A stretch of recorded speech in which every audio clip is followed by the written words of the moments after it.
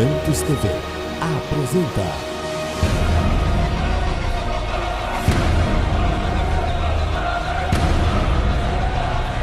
Mensagens que edificam.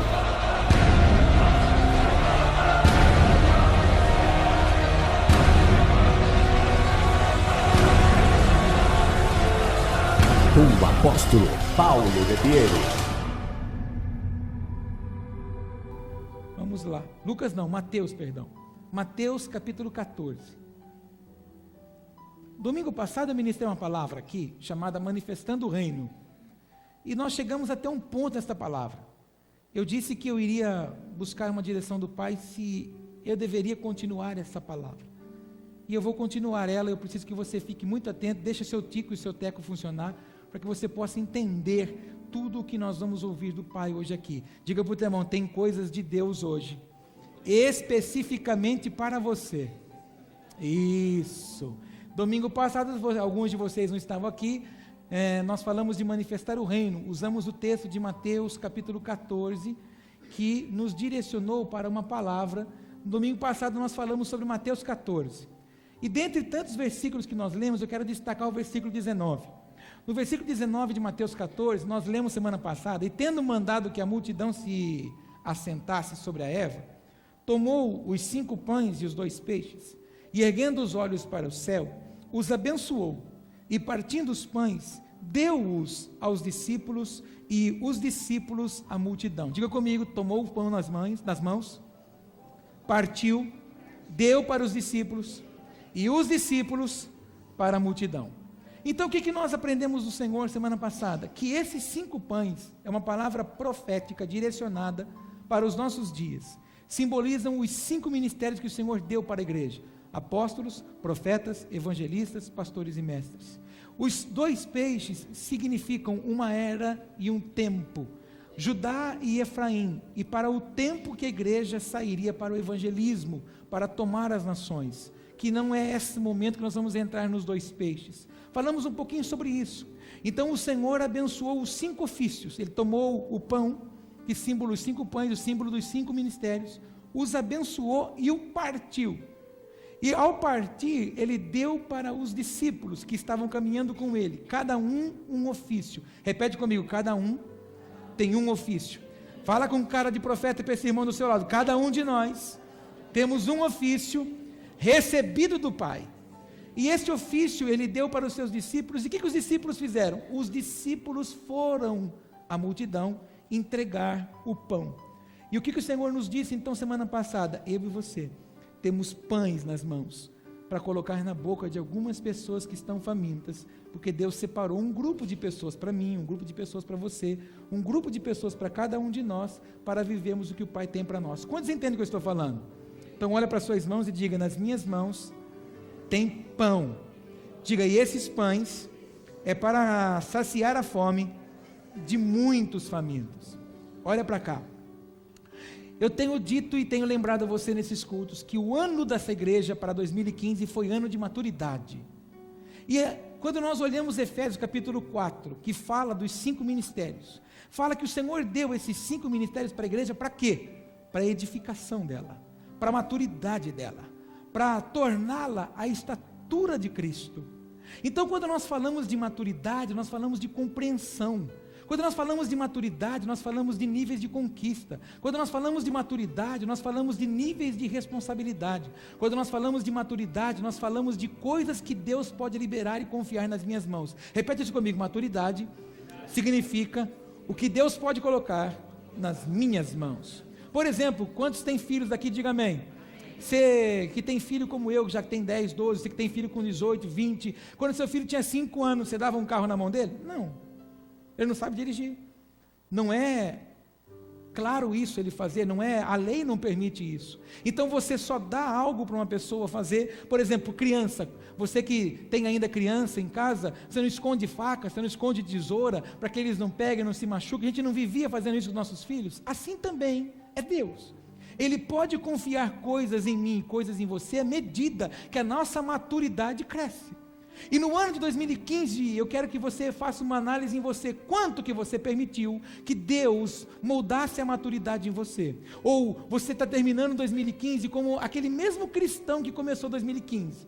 Ou você ainda se dói com algumas coisas, ou você ainda não consegue suportar algumas coisas, ou as lutas que você vive, você não é capaz ainda de lutá-la. Como você anda no seu nível de maturidade? Aproveita, faz uma cara de gente boa e fala para o teu irmão, como é que você anda no nível de maturidade, irmão? Eu te pergunto, o que Deus pode confiar na sua mão, já que você aprendeu? E eu já ministrei diversas vezes aqui que você não é fruto do acaso, você não é o fruto do relacionamento do seu pai e da sua mãe, você nasceu num sonho de Deus, você faz parte de um sonho de Deus, você foi eleito nele para um propósito. Diga comigo, eu nasci em Cristo para um propósito. Então, sabendo disso, que você nasceu, eu nasci, nós nascemos nele para um propósito, esse propósito já se cumpriu, está se cumprindo através de mim. Deus pode confiar coisas maiores em mim. Ou eu ainda continuo sendo aquele crente que gosta de tomar banho de bacia. Eu já contei para você, você já deve ter rido um monte de vezes. Quando eu era criança, eu pegava muito cobreiro, aquele negócio que a gente risca com caneta para não crescer. Eu vivia riscado, na testa, na bochecha, na perna, na barriga, então não sei porquê, era muito na barriga. E às vezes eu tinha uma alergia fora do comum, e aí eu pegava aquele remedinho roxinho, dissolvia na água, a canequinha, e ficava sentado na bacinha, xeleque, xeleque, xeleque, jogando aguinha. Tem crente que gosta de ficar sentado na bacia e ficar só tomando banho de caneca. Contrapartida, tem alguns crentes que já são medonhos, ele não quer mais saber de bacia. O negócio dele agora é ladeira abaixo, o negócio dele agora é cachoeira, o negócio dele é coisa profunda, o negócio dele agora é alto de penhasco, que ele olha e fala, é violento, a descida é bruta, eu não quero nem ver, vou me jogar de costas, está tão confiante em Deus que se joga, se lança. Alguns estão nesse nível, e eu queria te fazer uma pergunta para você pensar, como eu tive que pensar. O Senhor falou para mim, você está onde, Paulo? Você está nos desfiladeiros que você se joga de costas porque você confia no seu pai, ou você ainda está tomando banho de bacia? As coisas que Deus pode falar para você, é uma porção de ficar sentado numa bacia, ou Deus pode revelar coisas profundas, porque Ele te encontra no profundo? Pergunta para o irmão, Deus te acha onde? Na bacia ou no profundo? Se você é daqueles crentes ainda, que fica magoado, porque uma pessoa não te cumprimenta, significa que você senta na bacia. Se você ainda fica magoadinho, porque uma pessoa está com uma pedrinha em você, e arrancou uma peninha sua, se você é desse jeito, você vive na bacia. Agora, se a pessoa não cumprimentou você, se a pessoa está com uma pedra em você, se a pessoa fez alguma coisa, você continua se jogando de cabeça, cada vez mais profundo, significa que você está pronto para receber os profundos do Pai. Semana passada eu disse para os irmãos, você já imaginou, se nós vivêssemos nos dias de Jesus, na era do Facebook e do WhatsApp? Você imaginou Jesus indo para a cruz nas costas, e ele sofrendo, e aí de repente ele olha para os soldados e fala assim, por favor, para um pouco, é que eu preciso mandar um zap. Você já imaginou Jesus carregando a cruz, tudo bem? E ele para um pouquinho e fala assim, espera um pouquinho, deixa eu colocar aqui, me sentindo dolorido. Você já imaginou se Jesus fosse escrever para todo mundo que estava sentindo, ele estava deixando o propósito dele para trás? Eu queria saber de você, se as coisas que estão acontecendo à sua volta, faz você ir mais próximo para os propósitos, ou tem parado você? Faz uma retrospectiva, porque agora na televisão da sua casa, aqueles 590 canais que você tem no controle, você vai ver retrospectiva de tudo, retrospectiva de coisa ruim que aconteceu no país. Mas nós não fazemos retrospectiva na nossa vida espiritual. Ou seja, como nós temos nos portado diante de Deus nesse ano? Quanto eu avancei? Quanto no mundo espiritual eu conquistei? Quanto no mundo espiritual eu aprendi, eu vivi? Quanto de Deus eu apliquei na minha vida? E aquilo que eu apliquei na minha vida, eu compartilhei na vida das pessoas, eu fiz com que minha vida fosse uma conexão na vida das outras. Quantos entendem isso? Ou seja, na minha mão e na sua tem pão. Só que aqueles que vivem sentados na bacinha, porque se magoa por qualquer coisinha, o pão já embolorou.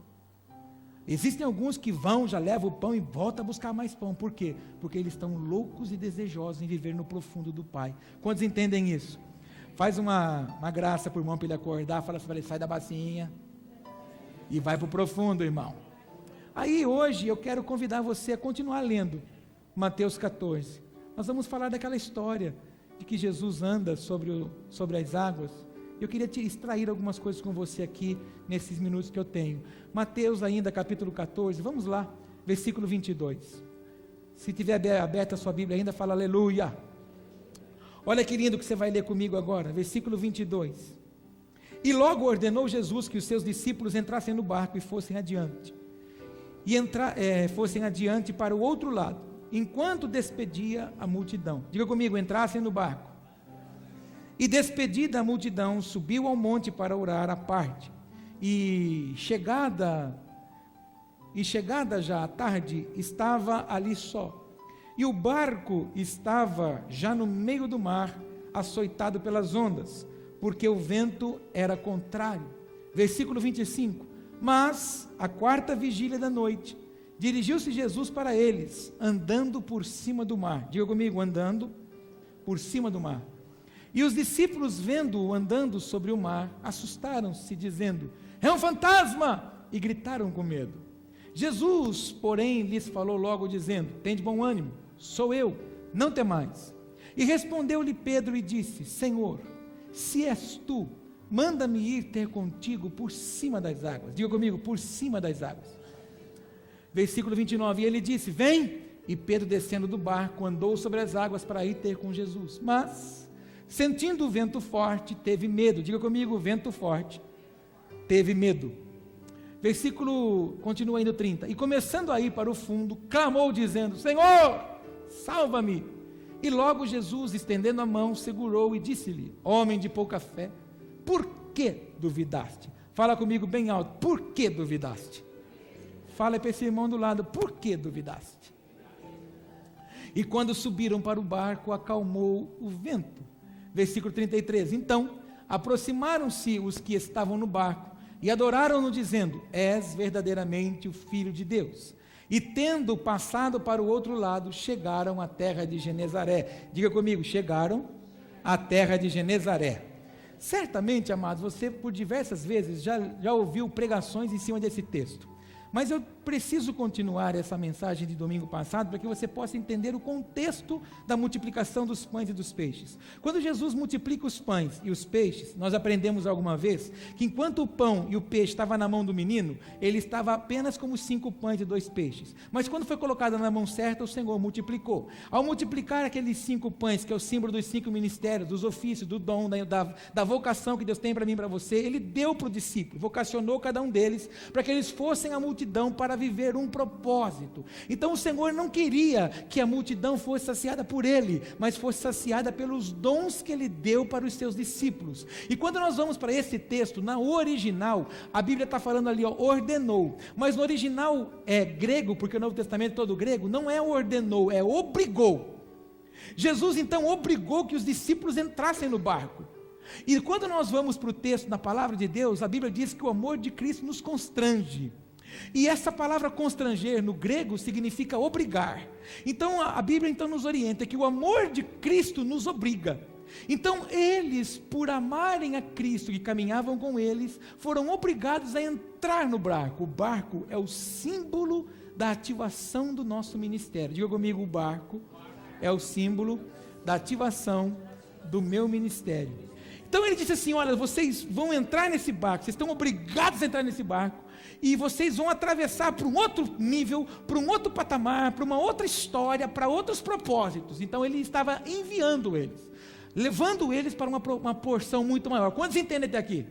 Muito bem, eles receberam essa instrução para ir, e despedida a multidão, subiu ao monte para orar à parte. Quando Jesus, na cruz, ele recebe o pecado, ele recebe as minhas enfermidades e a sua, depois que ele se apresenta aos discípulos novamente, o que ele faz? Ele sobe ao Pai. E o que ele está fazendo lá? Você já ouviu essa palavra aqui? Ele está edificando uma casa para buscar a sua noiva. Diga comigo, Cristo está construindo a casa para buscar a noiva.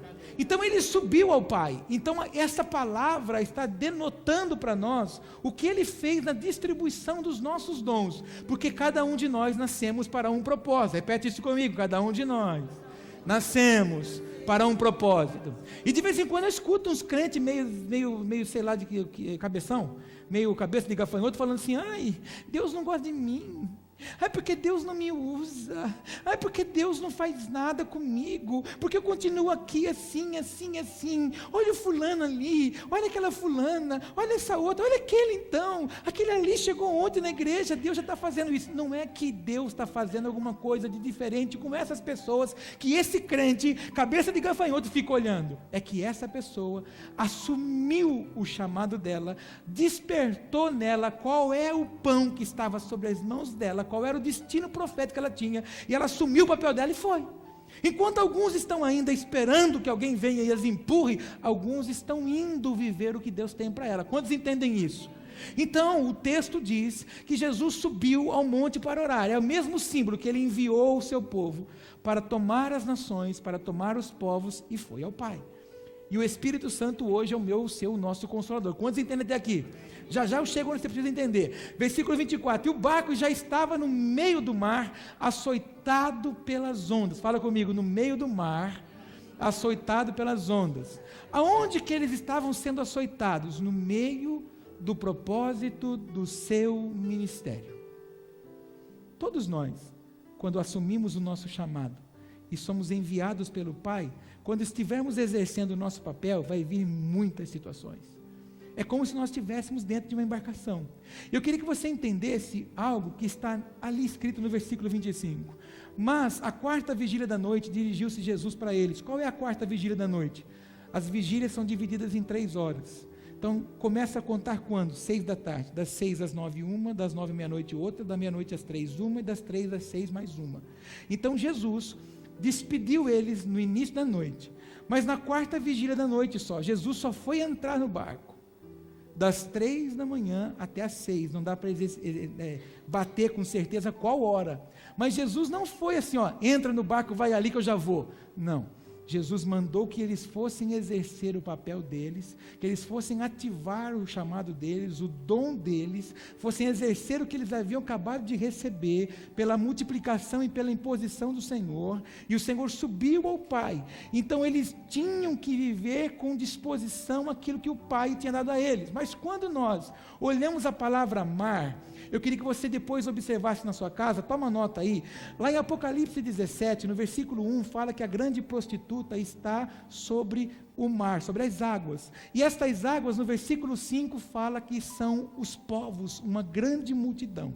Então quando Jesus impulsiona eles para o barco, é uma palavra profética para a igreja nos dias de hoje, que o Senhor enviou a sua igreja, vocacionada com os 5 ministérios, para que ela pudesse alcançar os povos e levar o pão para os famintos. Era isso que Jesus estava mostrando para os discípulos, para que a igreja hoje, no século 21, pudesse entender o porquê que nós recebemos os açoites, ou porquê que a embarcação muitas vezes está oscilando, porque nós estamos sobre os povos, levando a comida aos famintos, e vamos receber muitos ataques de tudo quanto é lado. Nós não podemos esquecer que nós não nos movemos no que é natural, nós nos movemos no que é espiritual. Quantos entendem isso?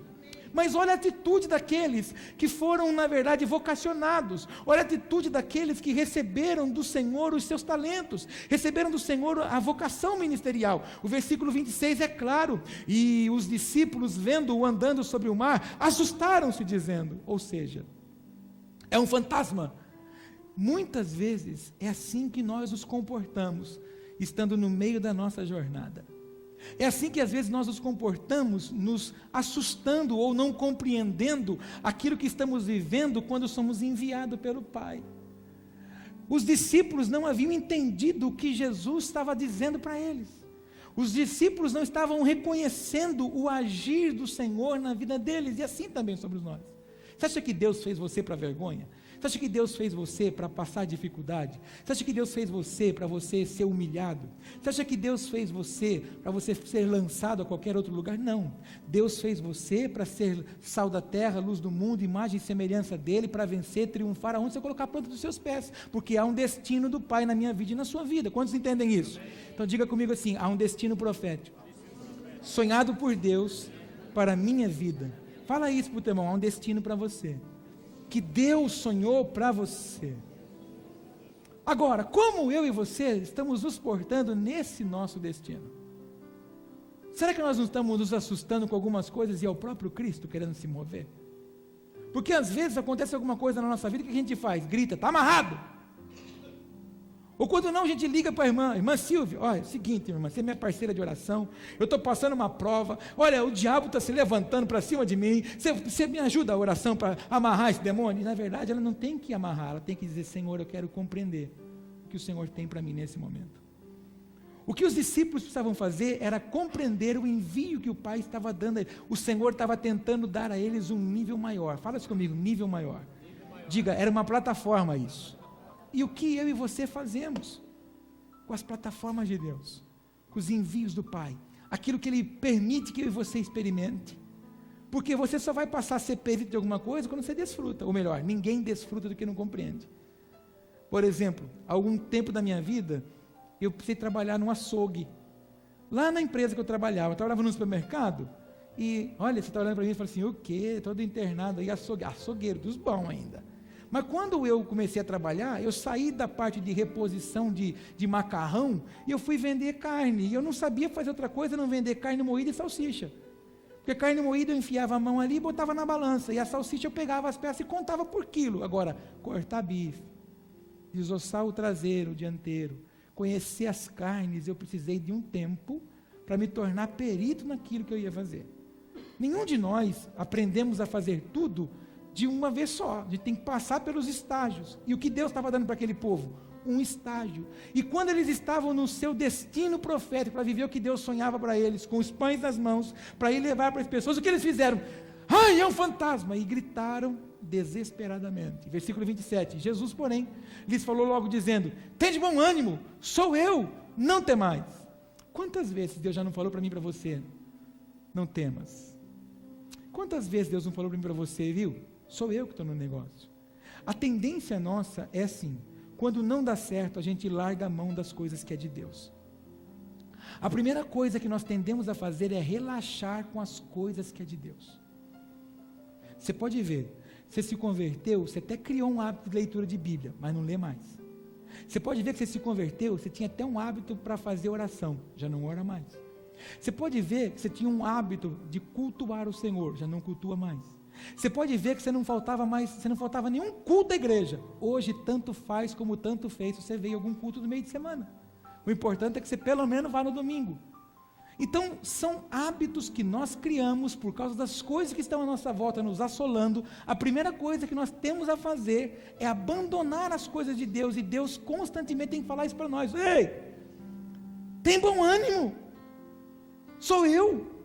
O que o Senhor estava dizendo para eles é, peraí, vocês estão apavorados agora, fui eu que enviei vocês, e eu e você precisamos entender isso, que nós não precisamos ficar apavorados, irmão. Se você tem certeza que foi Deus que te vocacionou, que foi Deus que te separou, você não pode ter medo, você tem que cumprir o que Deus tem para você, cumprir o que Deus tem para nós temos que fazer isso, mas não é porque as coisas estão acontecendo, as águas estão batendo, não, vai bater, os povos são difíceis, as pessoas não querem Jesus, as nações não querem o Senhor, pelo contrário, as pessoas estão cada vez mais se afastando de Cristo, estão cada vez mais se afastando do Senhor, e o que mais me dói, os próprios crentes estão se afastando do Senhor.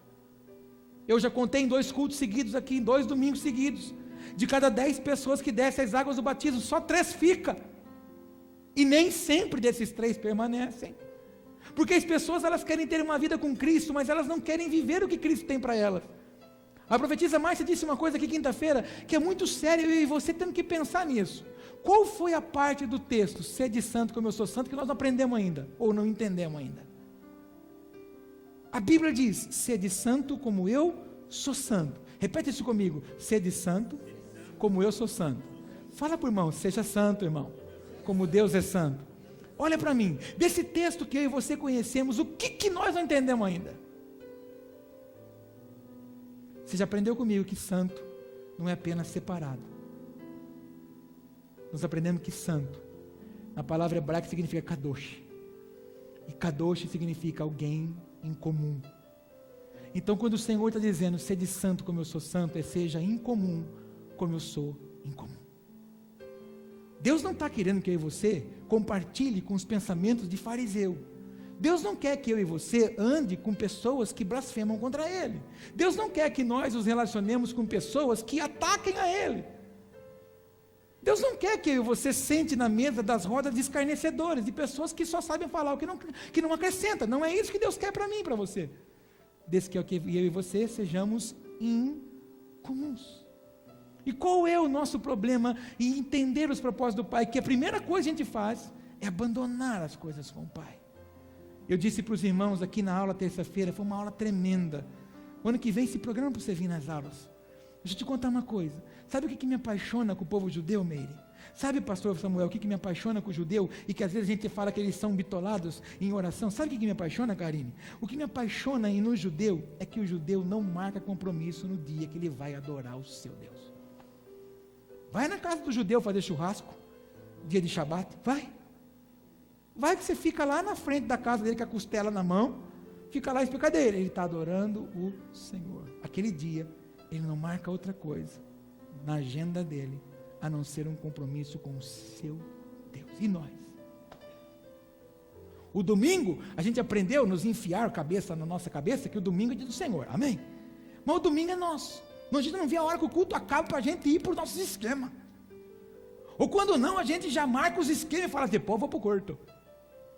Ah não, agora a apóstola vai botar na internet, eu assisto em casa depois. A gente não tem preocupação em venerar o nosso Deus. Tudo que o Senhor estava dizendo para eles é, entrem no barco, passem para um nível novo, passem para um propósito novo, pega esse dom que eu confiei na mão de vocês, esses pães que estão na mão de vocês, e vão para o outro lado agora alimentar o faminto. Porque vocês já foram alimentados. Imagina que até esse período que eles já tinham visto de milagres. E eles não conheciam um Deus que se move no sobrenatural. Fala para o teu irmão, os discípulos lá. Fala lá. Isso. Não conheciam, fala para ele. O Deus que se move no sobrenatural. Por que você está falando isso, apóstolo? Porque quando eles viram o Senhor andando sobre as águas, eles logo acharam que era e nós? É demônio. Você já aprendeu isso? Você consegue lembrar isso? Que para nós foi ensinado que tudo é demônio? Não deu certo? É demônio. Doeu? É demônio. Deixa eu falar uma coisa para você. Tem gente aqui olhando para mim, que já conversou comigo, que já entenderam a seguinte frase: quando você não para as coisas de Deus, Deus para você. Você fica com esse ativismo louco seu? Você fica deixando Deus para a segunda parte, já Deus vai tirar você. Já Deus vai dar um stop em você. Ele vai permitir que alguma coisa aconteça para você tomar um baque, para ele falar para você, viu? Sou eu. Aconteceu comigo. Alguns anos atrás eu estava tão maluco, tão louco, tão alucinado com obra, que eu achava que eu tinha que ficar 20 horas aqui dentro e 4 em casa. Um belo dia eu estou subindo na Quintino Bocaiúva com o meu carro, começo a passar mal, a vista dá uma variada, e não sei o que, fui ferir minha pressão, estava com 20 e tantos na pressão. E aí depois em casa, uma madrugada, passei mal, aí comecei a passar mal, fui fazer um ultrassom, vesícula. E aí quando eu estava lá, esperando a hora para o médico assinar meu papelzinho para mim sair de lá, e eu comecei, Senhor, o que eu estou fazendo aqui? Sou ministro do Evangelho, sou pregador da palavra, prego cura, milagre, transformação, por que o Senhor não me curou? Porque o Senhor me impediu de ter feito essa cirurgia? Ele disse assim, você não para, por você não parar, eu paro você. Você toma cuidado, viu, irmão? Você corre atrás dos seus objetivos e larga os objetivos de Deus para fora, já Deus vai te parar. Faz uma voz assustadora e fala para o teu irmão, vigia, vaso. Já Deus pode parar você. Jesus estava dizendo para eles, ei, não temas, tem bom ânimo. E respondeu-lhe Pedro e disse, Senhor, se és tu, me manda então eu ir ter contigo por cima das águas. Senhor, eu não sei se eu sou chamado, sabe, para ir pregar, mas, sei lá, se for o Senhor mesmo que me chamou, me dá um sinal. O que o Pedro estava falando nesse texto é o que a gente fala às vezes, eu não sei, eu não nasci para pregar, mas se for Deus mesmo que me chamou, dá um sinal para mim. O Senhor falou para ele assim, o sinal é esse, vem. Ele começou a pregar, andar sobre as águas. Mas enquanto ele andava sobre as águas, ele começou bem. Fala, teu irmão, começa bem. Mas você sabe que você não é julgado pelo que você começa. Sua história é marcada pelo que você termina. Lá na empresa que você trabalhou, se você sair de lá como um bom funcionário, você vai ser marcado como um bom funcionário. Mas se você tiver algum problema com alguém, você vai sair de lá e falar assim, aquele ali só dá problema. Você é marcado não pelo início, você é marcado pelo seu fim. Então o Pedro teve um relâmpago na cabeça, como nós temos às vezes. Não sei, eu até tenho vontade, mas não sei se eu sou chamado. Não, você é chamado. Fala para você é chamado sim, para andar sobre as águas. Fala para ele, olha nessa mão, fala para ele, olha nessa mãozona aí. Tem pão aí. Tem tanta gente que precisa de você.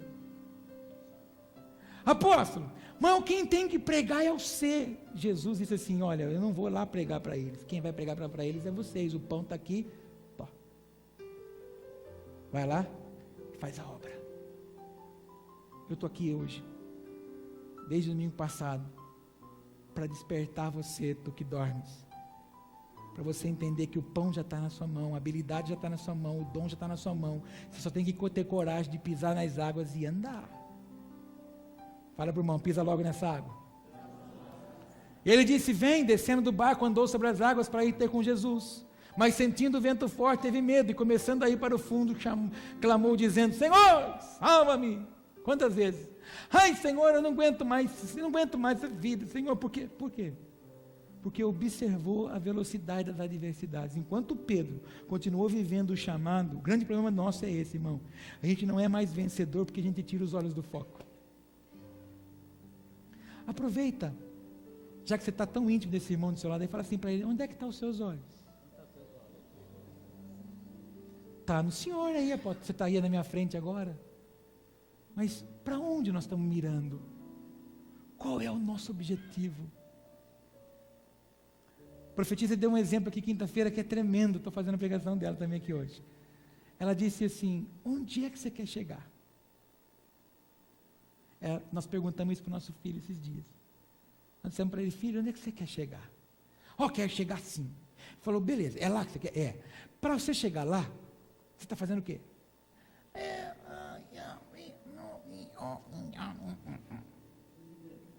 Normalmente é assim, todo mundo quer chegar em algum lugar. Quantos querem chegar em algum lugar? Amém. Mas o que você está fazendo para chegar lá? Estou esperando Deus. Fazer o quê? Um anjo gordo, de asas douradas e prateadas, vim trazer minha bênção. O anjo gordo já tem. Só falta a asa dourada de asa dourada. Mas ele não vai chegar lá e entregar, irmão, se você não buscar. É igual aquelas pessoas que querem emprego. Você quer mesmo? Quero emprego, mas ela acorda meio-dia. E ainda escolhe, eu só quero se for lá. Não vai trabalhar. Irmão, só vai trabalhar quem acorda, quem persevera, quem fala, Senhor, porque se você não gosta de acordar, Deus não vai dar emprego para você. Fala para o teu irmão, se você não gosta de acordar, Deus não vai botar você no emprego. Porque vai ser vergonha, irmão, vai ser problema. Quantos entendem isso? Vamos seguir. Mas, sentindo o vento, já li, versículo 31, e logo Jesus, estendendo a mão, segurou e disse, homem de pouca fé, por que duvidaste? Eu quero falar com essas pessoas aqui, quero falar com os Pedros, quero falar com você que duvida toda hora. O Pedro falou assim para ele, viu, o Senhor falou para o Pedro, Pedro, você duvida, porque você não tem fé. E é tão sério quando a gente fala isso, não ter fé, fé não ter palavra fundamentada. Porque a fé é um fundamento. Se você não tem fé, não foi fundamentado. Se você foi fazer alguma coisa para Deus e não fundamentou, porque a sua fé, a palavra não estava fundamentada em você. O Senhor olhou para o Pedro e falou assim, Pedro, eu sei quem você é. Eu coloquei o pão aí na sua mão. Por que você teve medo? Por que você duvidou? A pergunta que o Pai faz para nós é, por que nós temos tido tanta dúvida? Por que eu e você encontramos no nosso meio cristão tanto crente em luta? Isso chama-se crente em crise. Crente que não encontrou seu destino profético, não entendeu ainda o porquê que ele existe. A gente não existe para ficar sendo paparicado por Deus, irmão. O Senhor obrigou os seus discípulos, agora chega, agora vocês vão entrar no barco e vão viver o propósito. Repete isso comigo, entrar no barco e viver o propósito. Pede para o irmão licença, chacoalha ele e fala assim para ele: entrar no barco e viver o propósito. Então aproximaram-se os que estavam no barco e adoraram, dizendo: és verdadeiramente o Filho de Deus. Como é que o Senhor vai ser adorado, se não há quem vá? Os que estavam no barco só viram que Deus era Deus, que Cristo era o Senhor, porque alguém ousou andar sobre as águas. Quantos de vocês estão dispostos a andar sobre as águas e você aprendeu que as águas são as multidões, os povos? Quantos de nós estamos dispostos a dar o nosso domingo ao serviço do reino? Se eu marcar domingo que vem um evangelismo, vem vários, mas o outro vem menos vários. E se marcar no outro, menos vários ainda. Porque está programado aqui. O mundo fala, tem que aproveitar a vida, né? Porque a gente trabalha, o único dia que é nosso, a gente tem que descansar. Você não é o mundo. Você é sal e luz.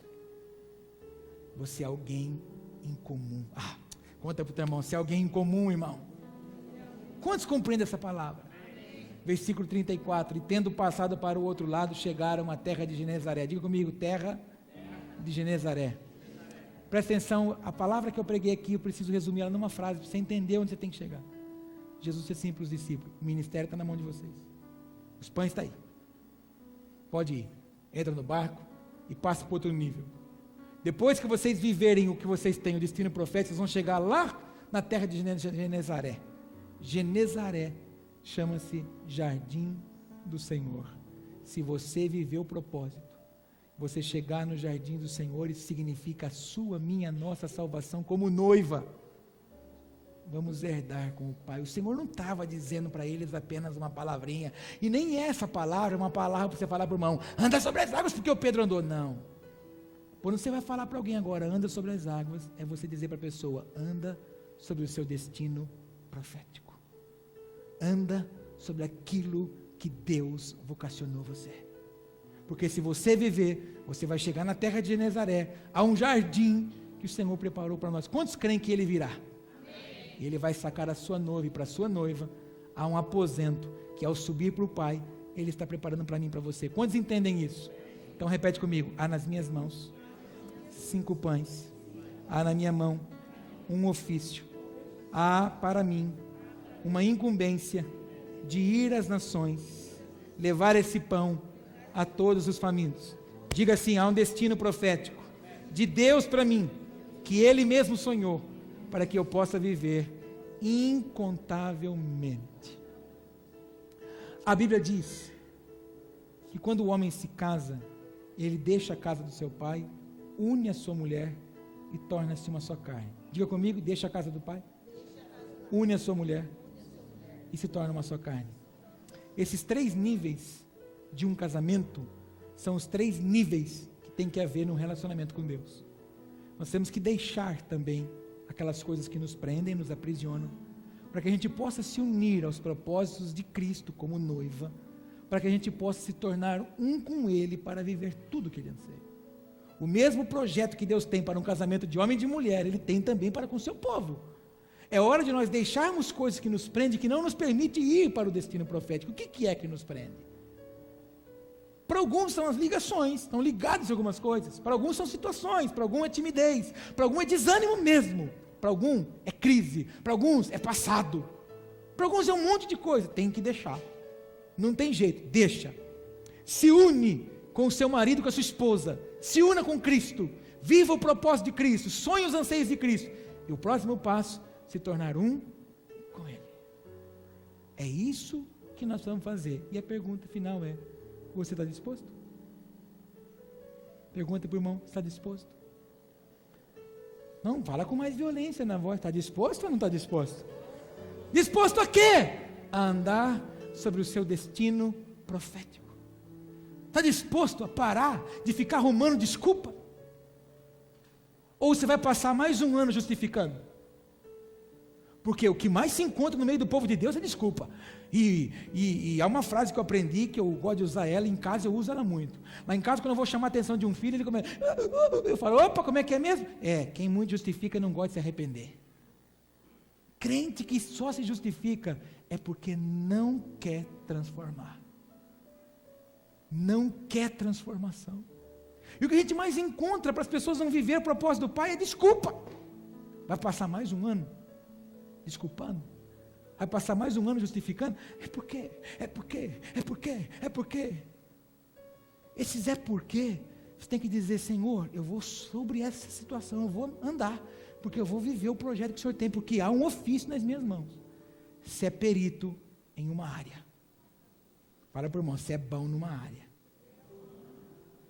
Quantos aqui são bons ou boas cozinheiras? Se manifeste, por favor, para a gente conhecer. Dá para comer tranquilidade? Tem alguns que se comer ovo, morre. Não, ovo, hein? Se comer ovo frito de alguns aqui, morre. Mas quantos são bons cozinheiros? Mas se é um bom borracheiro? Não é. Bom cozinheiro. Há alguns que são bons mecânicos, mas não são um bom trocador de fralda. São habilidades. No reino espiritual, da mesma forma, Deus deu uma habilidade para cada um de nós. Está aí. Ele sabe quem você é, e mais ainda, para Deus vê você como uma azeitona, você sabia? Fala isso, teu irmão. Deus te vê como uma azeitona, viu? Dá uma olhadinha para a esquerda e para a direita para ver o tamanho das azeitonas. Dá uma olhada. Vê o tamanho das azeitonas, dá uma olhadinha para o tamanho das azeitonas. Ó a minha. Não. Aí você pergunta assim, nossa, mas por que Deus me vê como uma azeitona? Porque Ele sempre pode espremer você um pouco mais. E quando você espreme uma azeitona, sai o quê? A última moagem. Quando a azeitona já não tem mais o que estirar dela. Porque a primeira moagem da azeitona é lâmpada para o candelabro do templo. Quando tira a primeira espremida dela, quando Deus espreme você pela primeira vez, é para você ser luz para as pessoas. E quando Deus começa a espremer, Ele vai tirando você uma para cada área. A última é para ser sabão de lavandeiro. A última espremidinha que Deus dá em mim e você é para que de nós saia a limpeza das pessoas. Deus pode te usar ou você vai gritar ai? Que Deus começa a apertar você grita ai. Não adianta fazer essa cara para mim, que eu não tenho medo dela não. Fala para o irmão, Deus pode espremer o seu um pouco ou você vai ficar gritando ai?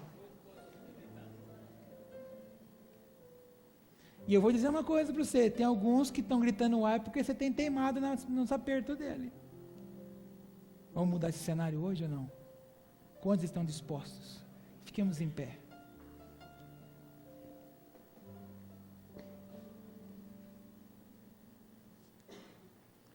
Você pensou que a palavra de andar sobre as águas era uma bênção para você, vai, anda.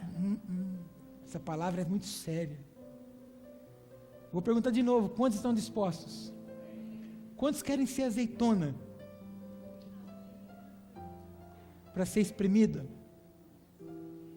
Quantos querem dizer, Pai, estou aqui, pode me enviar, estou entrando no barco hoje, e andando sobre os povos? Quantos? Vem aqui.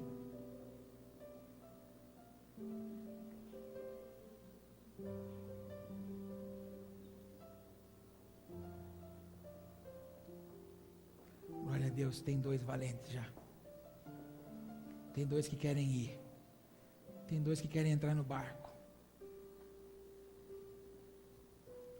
Você quer entrar no barco?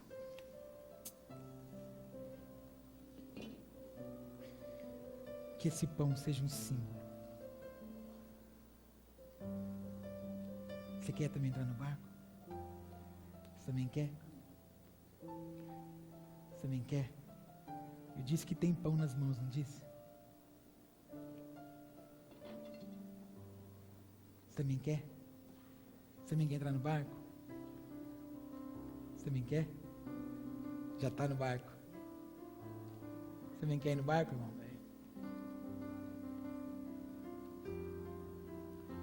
Também quer? Você Quer entrar no barco, meu irmão? Você viu pegando pão ontem, né?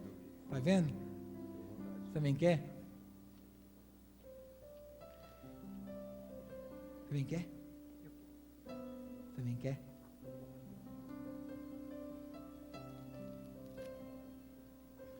Você também quer?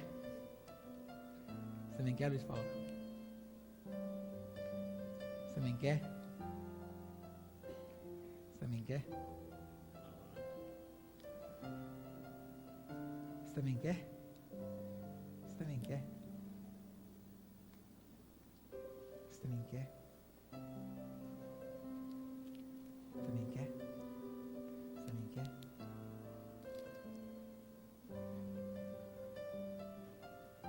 Alguém mais? Ninguém mais? Deixa eu dizer uma coisa para você.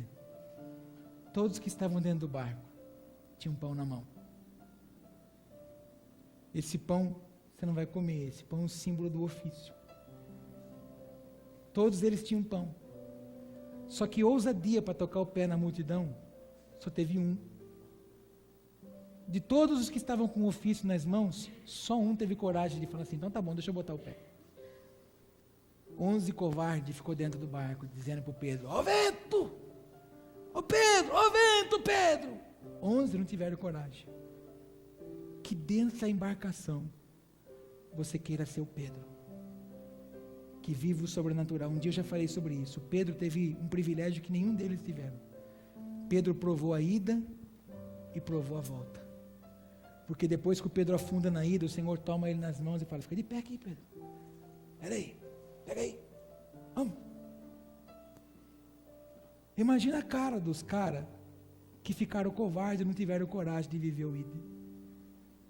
Você está dizendo hoje para o Pai, Senhor, está aqui na minha mão o ofício, está aqui na minha mão o pão, pode me enviar onde o Senhor quiser, pode apresentar as pessoas que forem precisas diante de mim, que eu vou saciar a fome desse povo. Quantos entendem isso? Estão dispostos? Curva sua cabeça. Pai, obrigado por essa manhã, obrigado pela tua palavra, pela tua direção, pelo teu governo, obrigado pelo entendimento do teu povo, Pai, sobre essa palavra. Que é hora de nós vivermos, Pai, o destino profético que a nós está confiado. Nós não estamos falando, Pai, que nenhum deles serão enviados para as outras nações amanhã. Até porque a nossa cidade tem que ser ganha, o nosso estado tem que ser conquistado, a nossa nação precisa ser totalmente, Pai, reconhecedora do Teu nome. Pai, em nome de Jesus, cada um de nós temos um número de pessoas que estão famintas e sedentas e através de nós elas Te conhecerão. Pai, nós não queremos ser homens e mulheres que preguem para crentes, nós não queremos pregar para aqueles que já Te conhecem, nós queremos pregar para aqueles, Pai, que ainda não Te conhecem, para aqueles que ainda não Te provaram. Nós queremos estender as mãos para eles e dizer, olha, está aqui, o pão que você precisa, o alimento que você precisa é Cristo, Ele me saciou, eu quero saciar você também. Pai, é isso que nós queremos, é isso que nós queremos viver. Nós não queremos viver, Pai, assustados com as tempestades, não, nós queremos viver o ID, queremos viver o propósito, queremos, Pai, manifestar o reino, queremos possuir a terra, e possuir a terra, Senhor, não é conquista, não é riqueza. O que nós queremos, Pai, possuir, são pessoas para o reino de Cristo, são pessoas para Te conhecer, para viver os Teus anseios. Por isso nessa hora, Pai, eu quero abençoar esse homem, essa mulher, que escolheu deixar a sua cadeira para dizer, Senhor, diante do altar eu me apresento, eu estou me disponibilizando, Senhor, eu quero ir, eu quero viver, eu quero sonhar os Teus sonhos, os Teus anseios, os Teus projetos, os Teus propósitos, em nome de Jesus. Pai, verdadeiramente vocacione cada um deles, coloque, Pai, sobre eles as armaduras necessárias, o armamento necessário para viver com sabedoria o que o Senhor tem, em nome de Jesus. Eu Te abençoo, eu Te envio, eu Te digo, vá e caminhe para os propósitos que o Pai tem para você. Segura esse pão aí, escuta essa canção, toma essa canção como uma oração cantada para você. Foi o melhor presente que um dia eu ganhei. Viver para Ti, sonhar os Teus sonhos, morrer para mim. Tua vontade é o que eu mais quero fazer, pois Te conhecer foi o melhor presente de Deus para declaração tão tremenda. Te conhecer foi meu maior prazer. Viver para ti. Sonhar os teus sonhos, morrer para mim. Tua vontade é o que eu mais quero fazer, pois te conhecer foi o melhor presente que um dia eu ganhei. Viver para ti, sonhar os teus sonhos, morrer para mim. Tua vontade é o que eu mais quero fazer, pois te conhecer foi o melhor presente de Deus para mim, Jesus. Aleluia! Glória a Deus! Agora, você vai voltar para o seu lugar. E à medida que você volta, faça um ato profético. Imagina que esse irmão, essa irmã que está aqui na igreja, seja uma pessoa que você vai entregar esse pão. Acha alguém que o Espírito Santo vai te governar aqui agora. Leve esse pão para o irmão que está aqui com você, em nome de Jesus. Vá, seja um bendito no Senhor e não retroceda mais para a glória do Senhor. Volte para o seu lugar, entregue esse pão para alguém num ato profético do seu ID, em nome de Jesus. Amém. E agora nós vamos ceiar juntos.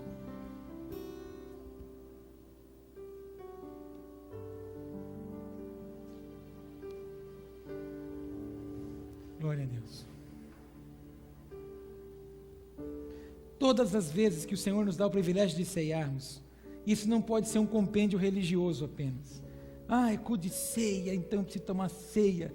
A questão é muito mais além do que isso. A ceia, ela é um símbolo que nós fazemos aqui na terra para dizer: Pai, eu trago a memória tudo aquilo que o Senhor fez na cruz do Calvário por mim, e que através do pão e do cálice, o pão que me fortalece, o cálice que me lava, que me purifica do pecado, eu possa viver todos os dias na sua presença. Mas a Bíblia diz que aquele que come e bebe indignamente é culpado do corpo e do sangue do Senhor. Por isso que há muitos que dormem e muitos que estão doentes no corpo, porque ele quer fazer uma aliança com o Senhor, participa do pão e do cálice, mas depois não quer mais. Então há brechas.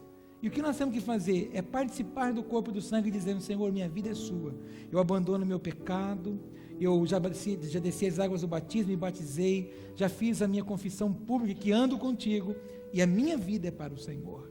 Então o grande problema nosso é esse, queremos participar, mas continuarmos participando também do pecado. E pecado é o quê?